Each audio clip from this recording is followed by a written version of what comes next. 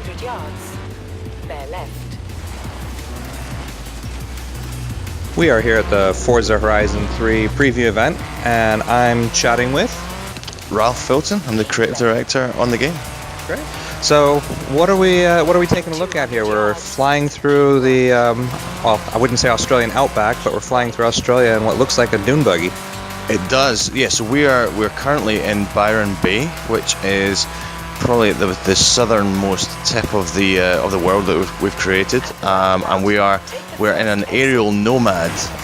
So it's one of the new vehicles in Forza Horizon 3. It's actually part of an entirely new vehicle class in Forza Horizon 3. So we don't actually get. We obviously add a bunch of cars to Forza very regularly. We very rarely get the opportunity to add an entirely new vehicle class, but that's what we've done with off-road buggies, of which this is one. The aerial nomad is from the people that brought you the aerial Atom. If you're familiar with that kind of extreme track toy, I guess you'd maybe call it. This is their off-road vehicle, and it kind of has all the stuff that the Atom has. But some pretty incredible suspension. It's an amazingly capable off-road buggy. What we're going to do now, though, is we're going to do the Apostles Beach cross country, and I think we're going to show you the Horizon Blueprint feature, which is an entirely new feature for Forza Horizon 3, and is central to this goal we have with the game, which is to let you play the game how you want to. So, we've made a ton of content for this game. We've made lots and lots of events, which we'd love you to do. But really, from the point you unlock Horizon Blueprint, you don't have to do any of the stuff that we've made. You can completely make up your own game. You can tune it exactly for your own tastes, your own preferences. We're all different. So we're going to use this tool now to repurpose this event by, first of all, choosing a car theme. So as you can see here, we can filter by a number of different filters here. So car type, decade, country, manufacturer. We could go really deep here. We could be super specific and specify the individual cars we want to allow into this.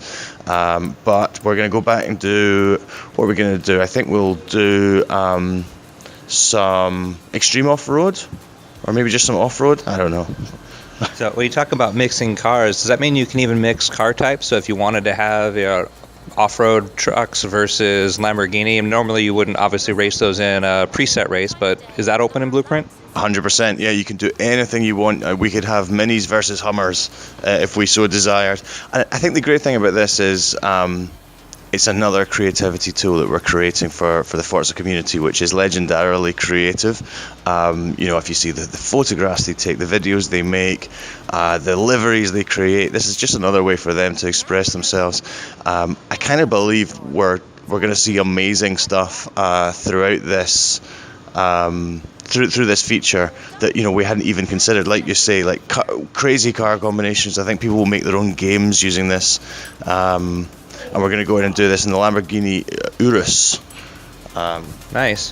One quick question. Obviously, we're showing off, so we rode out here in an off-road vehicle. What things did you guys learn from the off-road in the Forza Horizon 2 Storm Island expansion pack that you brought into Forza Horizon 3? That was the first time we really saw a lot of the off-road vehicles coming into Horizon. That's so true, and I think there's been a progression there from Horizon 2 through Storm Island into Horizon 3. Certainly, a lot of the work we've done on vehicle dynamics in this game have been around suspension modeling, have been around tire compounds. We want to make sure that all the vehicles, all the tires in the game are sophisticated enough to deal with all the different surfaces we're going to be interacting with in kind of an authentic way. So you can't really expect to take that supercar and take it off the road where it's going to perform brilliantly and into a race like this, for example, where it's probably going to have a great deal of difficulty. You'll want to be taking something that's all-wheel drive, something that's specifically for off-roading experiences. That the buggy that we were driving earlier would be ideal for this.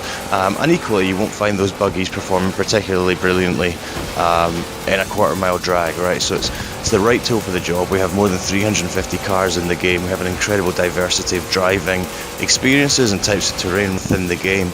And I think Blueprint's going to allow people to really have fun with that and really experiment with it. Speaking of terrain, it looks like you can't really see it in the YouTube video, but looking at the visuals, it looks like you've got some HDR action going on in the back there. What kind of support do you have for HDR, 8-bit, 10-bit color, both on the Xbox and on the PC build of the game? So Xbox One S is absolutely supporting HDR.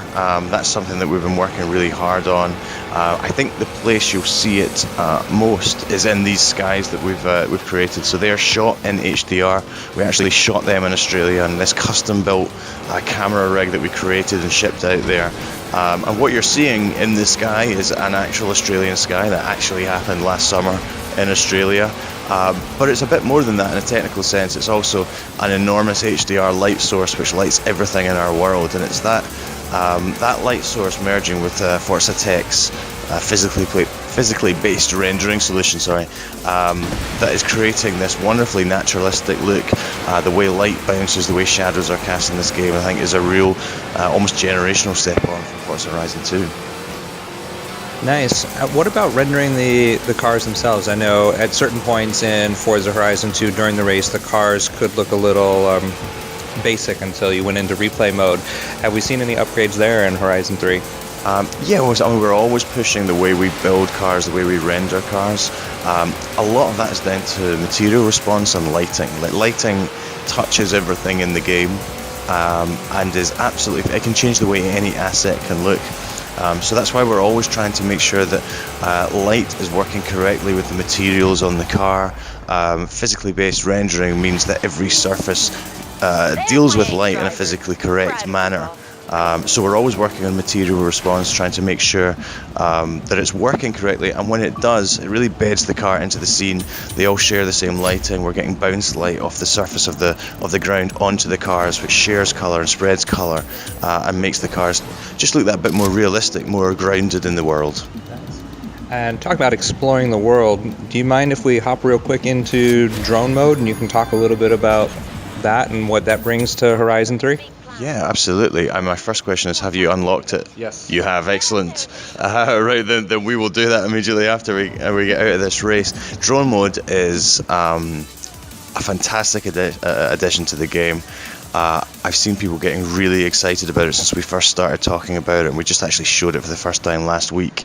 And we're going to show it here. People are always asking, can I get out of the car in Forza Horizon? And the answer now, I guess, in a sense, is yes, because you can pop out and you can pilot a drone around the world, as we're doing right here. Now you're completely untethered from the. You can see the shadow of my drone there on the ground there. We're completely untethered from the car. I can go anywhere in the world. It's going to be a massive boon, I think, for the lots of people who create amazing videos of Horizon and put them online. It's also useful as a tool in the solo game. I use it to discover barn finds, for example. But isn't that a bit cheating? It is totally cheating, yeah. But as we've built a bigger world, so this one is twice the size of Forza Horizon 2. I personally am finding barn finds harder and harder to find. Right, there's just the haystack is bigger, and the needle has stayed the same size. So drone mode is actually a really cool tool for finding that. It's neat that as you see things in drone mode, they're marked on your map, so you can go back and catch them later. But it's also a great way of just drinking in the beauty of the world. It is a stunningly beautiful world. I mean, Australia is a stunningly beautiful place. But there's a whole bunch of technologies here. Physically based rendering, this incredible dynamic sky system. We have a voxel based global illumination, which is what controls how light bounces around the world. And as you can see, I hope you can see in the video, it's a stunning looking game. Great. Thanks a lot. Not at all. Thank you.